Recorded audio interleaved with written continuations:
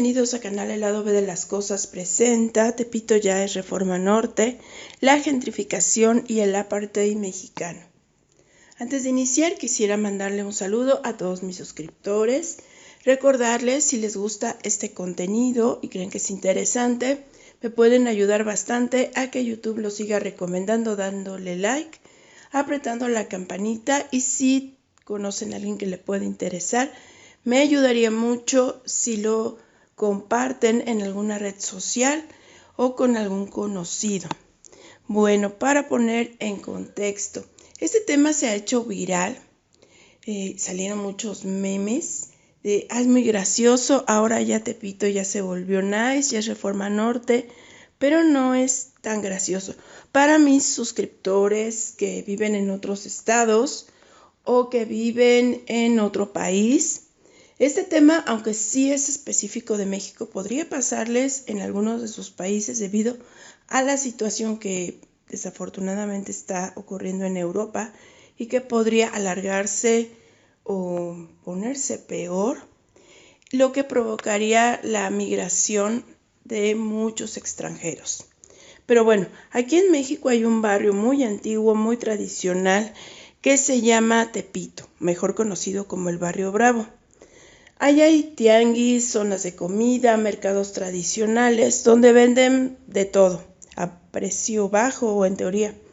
Cosas como ropa, tenis, cosas chinas, réplicas, más o menos me doy a entender. Es un lugar, en mi opinión, muy peligroso, con altas posibilidades de que te asalten. Aunque en México todo es peligroso, la verdad, tampoco es que puedas tú decir, tal zona es segura, pues no. Pero bueno, es un lugar muy típico, más o menos sí, ciertamente turístico. Hay también vecindades, zonas habitacionales de clase baja. Hay lugares donde son vecindades que dicen que son como laberintos porque las calles están muy estrechas y una vecindad se conecta con otra, que la policía no entra, que abajo hay túneles, hay grupos organizados, por ahí hay cultos raros.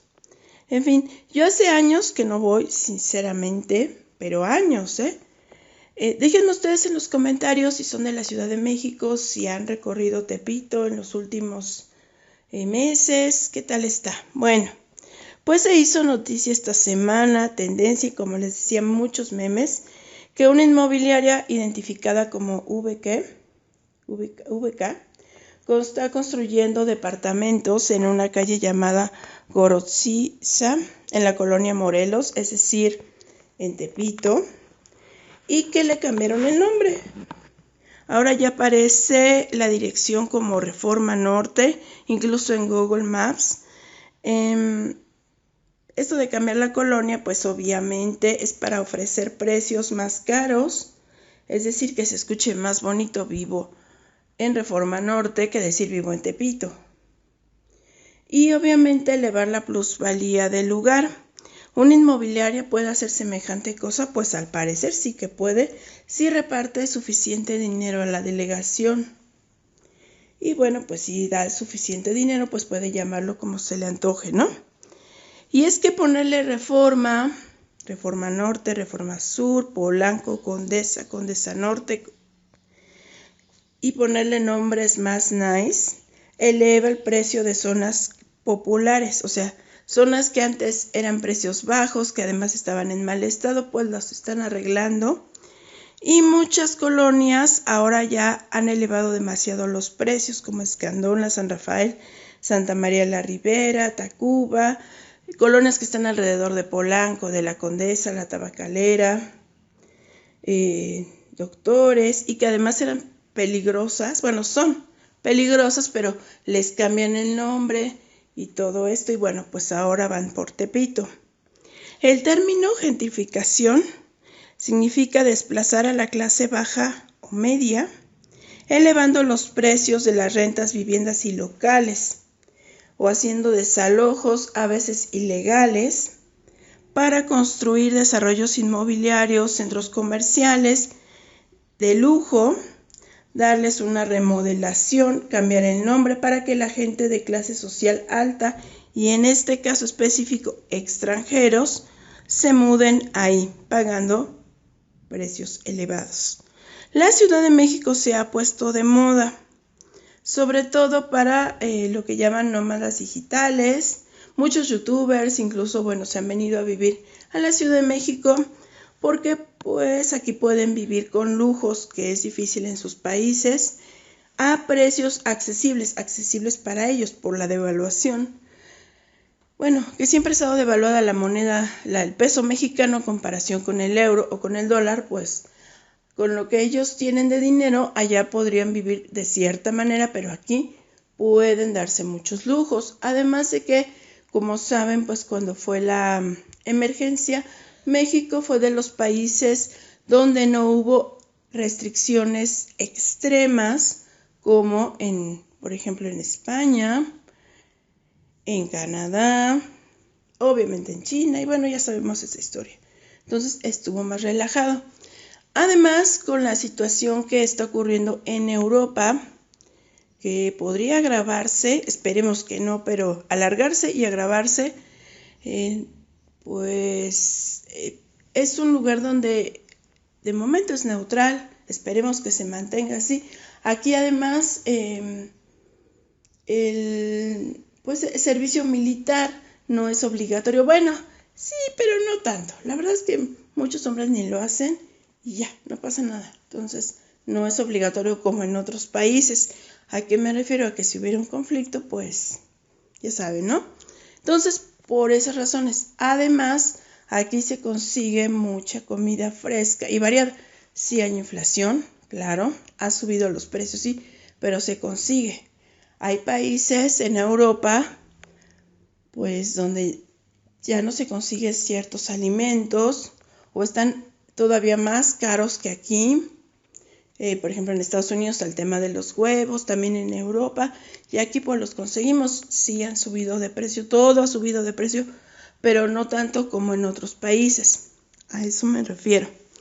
Entonces, la cosa es que muchos gringos, sobre todo, se han venido a vivir a México, a estas colonias. No solamente gringos, yo también lo he notado, españoles y coreanos. Ya la gentrificación ya está pasando. Habrá gente que la aplauda y diga, pues yo lo aplaudo porque sí, porque está de moda. Pero no se ponen a pensar en los problemas graves que esto genera, como el hecho de que los precios en las viviendas, en las rentas de los locales, están afectando a miles, millones de personas y de familias que se van a ver desplazadas y va a afectar su calidad de vida. Además de que muchos negocios están quebrando porque no pueden soportar el incremento de las rentas, porque los locales de estas zonas pues están queriendo cobrar demasiado, pero tal vez las ventas no fluyen lo suficiente o trabajan para pagar renta y ya no es redituable. Además de lo que sí he notado es la construcción de edificios de lujo, donde les prometen que tienen todo, gimnasio, alberca, centro comercial, en el mismo lugar, pero en zonas sísmicas. Por ejemplo, la Condesa, que les gusta mucho, fue uno de los lugares más afectados en el 2017.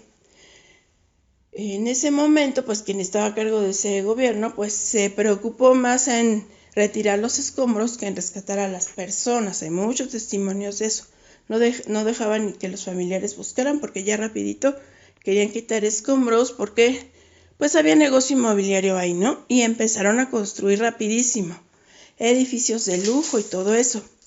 Y aquí la cuestión es que con esos edificios de lujo que construyeron tan rápido, yo me pregunto si lo habrán hecho con las medidas adecuadas para soportar una zona sísmica con los materiales necesarios. Realmente el gobierno que dio los permisos lo habrá supervisado o hubo corrupción. Por lo tanto, esos edificios de lujo súper bonitos a lo mejor son inseguros, no lo sé, es una percepción. Pero conociendo cómo se maneja la corrupción. Es posible que construyeron tan rápido estos edificios y los siguen haciendo, que tal vez no cuentan con las medidas de seguridad. Entonces, además de que al estar trayendo tantos edificios habitacionales en una zona sísmica y todo esto, también hay otro problema: el agua. Llevo también varios videos hablando de la posibilidad de que comience a escasear el agua. La calidad del agua en la Ciudad de México depende de dónde vivas, para empezar. Es decir, si vives en ciertas zonas, pues el agua sale clara. Pero si vives en otras zonas, como en el oriente de la ciudad, el agua sale un poco café y con un olor extraño. Lo sé porque alguna vez fui a casa de una conocida que vive ahí y me decía que el agua ya sale así. Ya están acostumbrados. Si alguien vive por ahí, pues platíquenos, ¿no? Entonces, podría haber escasez de agua, es casi un hecho. Muchos me dicen, no es cierto, son inventos, son tus conspiraciones que te inventas. En mi colonia nunca falta el agua, qué bueno, ¿no?